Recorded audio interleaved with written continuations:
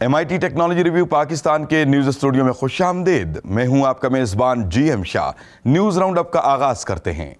Bulletin کے آغاز میں آپ کو بتاتے ہیں کہ انفارمیشن ٹیکنالوجی یونیورسٹی پنجاب کے قائم کردہ پاکستان کے پہلے فن ٹیک سینٹر نے کار انداز پاکستان کے ساتھ ایک معاہدے پر دستخط کیے ہیں۔ اس معاہدے کے مطابق بل اینڈ میلنڈا گیٹس فاؤنڈیشن کے اشتراک سے 3 ریسرچ پروجیکٹس کے منصوبوں پر کام کیا جائے گا۔ یہ منصوبے پاکستان کے مختلف محکموں میں ڈیجیٹل فنانشل سروسز کے نظام کو بہتر بنانے میں مدد دیں گے۔ اس تقریب سے خطاب کرتے ہوئے انفارمیشن ٹیکنالوجی یونیورسٹی پنجاب کے وائس چانسلر ڈاکٹر عمر سیف کا کہنا تھا کہ اس طرح کے اشتراک سے پاکستان میں ٹیکنالوجی کے ذریعے خواتین کی مالیاتی شمولیت کے تحت پاکستانی معیشت مستحکم ہوگی۔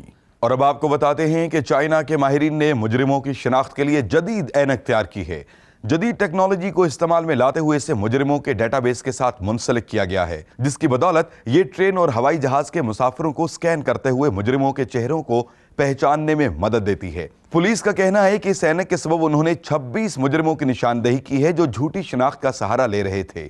ماہرین کا کہنا ہے کہ یہ سیکیورٹی کیمراز کی نسبت زیادہ بااثر ہے۔ بلیٹن کے آخر میں آپ کو بتاتے ہیں کہ امریکی ماہرین نے ایک ایسا جدید ماسک تیار کیا ہے جو آپ کو مختصر نیند لینے میں مدد دیتا ہے۔ اس ماسک میں اسپیکر سسٹم کو نصب کیا گیا ہے جو ایپ کے ذریعے آپ کے موبائل سے منسلک ہو کر آپ کو مختصر نیند لینے میں مدد دیتے ہیں۔ اس ایپ میں مختلف قسم کے مختصر نیند کے پروگرامز کو شامل کیا گیا ہے جن کا ضرورت کے مطابق انتخاب کیا جا سکتا ہے۔ ماہرین کا کہنا ہے کہ یہ ایپ آپ کو روایتی ڈیوائسز کی نسبت زیادہ آرام پہنچاتی ہے۔ اس کو سائلنٹ موڈ کے نام سے منسوب کیا گیا ہے۔ اس کے ساتھ ہی MIT ٹیکنالوجی ریویو پاکستان کے نیوز اسٹوڈیو سے اپنے میزبان GM شاہ کو اجازت دیجیے۔ اللہ نگہبان۔